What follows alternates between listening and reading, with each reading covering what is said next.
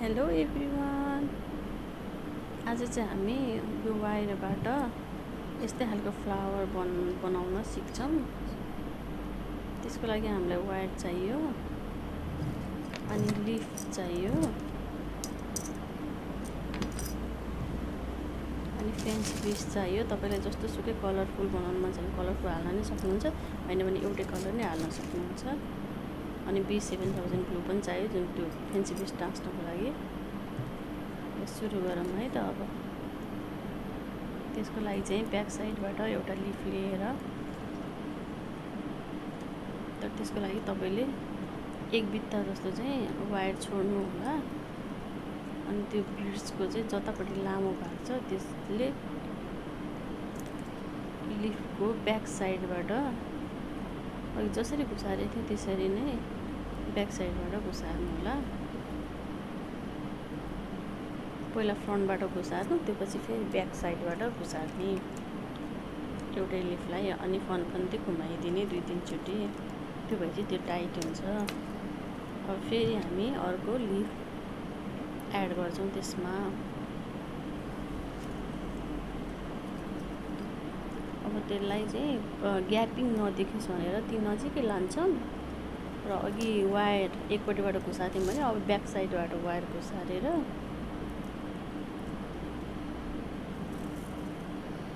फेरि त्यसलाई घुमाइदिन्छौँ।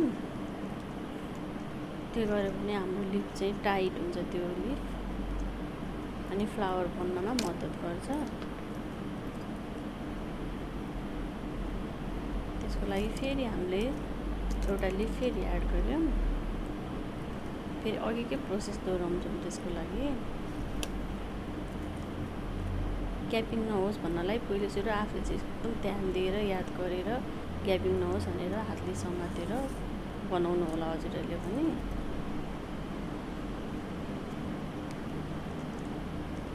टाइट गर्नको लागि त्यसलाई मजाले भेटार्नुपर्छ।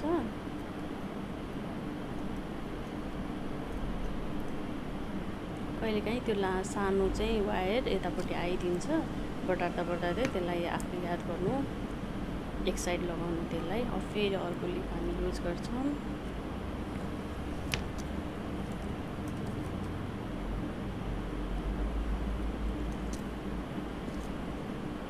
फेरि त्यहाँ लगेर टच गर्छौँ।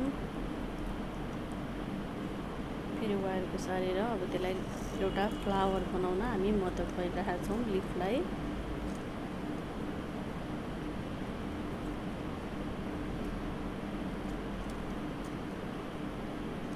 वायरलाई टाइट गर्नुहोस् अनि फेरि भेटार्नुहोस्। 3 चोटि भेटार्दा मेरो चाहिँ टाइट भएको छ। हजुरहरूले कतिचोटि भेटार्दा टाइट हुन्छ त्यो याद गर्नु होला। अब फेरि हामी अर्को लिफ एड गर्दैछौँ। यसमा चाहिँ टोटल 5वटा लिफ लाग्छ एउटा फ्लावर बन्नलाई। देख्नुभयो होला हजुरहरूले नै। सेम अघिकै प्रोसेस गरिन्छ। म चाहिँ कन्फ्युज भएँ कि कुन चाहिँमा हो भनेर।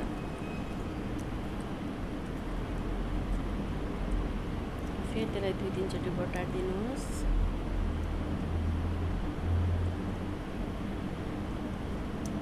अब कतिको मिल्या छैन हेरेर आफैले याद गर्नुहोस्। अब त्यो दुइटै वायरलाई एकैचोटि समातेर फेरि फन्फन्ती घुमाइदिनुहोस्, जुन कि लिफ टाइट होस् भनेर। अब हाम्रो फ्लावर बन्यो, हेर्नुहोस् त हजुरहरूले पनि। अब त्यसमा हामी ग्लु लगाएर बिड्स ताँच्न जाँदैछौँ। अब कुन कलर राख्दाखेरि म्याच हुन्छ हजुरहरूले हेर्नु। आफूलाई कुन कलर राख्दा तपाईँहरूलाई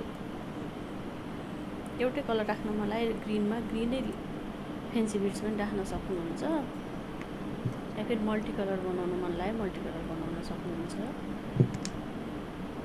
ग्लु चाहिँ मजाले लगाउनुहोस्। यो ग्लु चाहिँ एकदम राम्रो छ, तर सुक्नलाई चाहिँ यसलाई अलिक टाइम लाग्छ।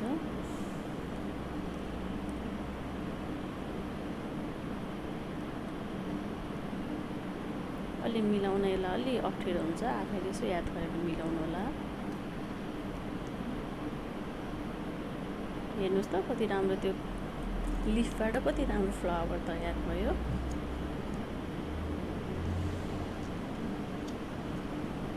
यो ब्लु चाहिँ अलिक छिटो सुक्छ, त्यो कारणले गर्दाखेरि त्यसलाई टाइटली बन्द गरेर राखिहाल्नुहोस्।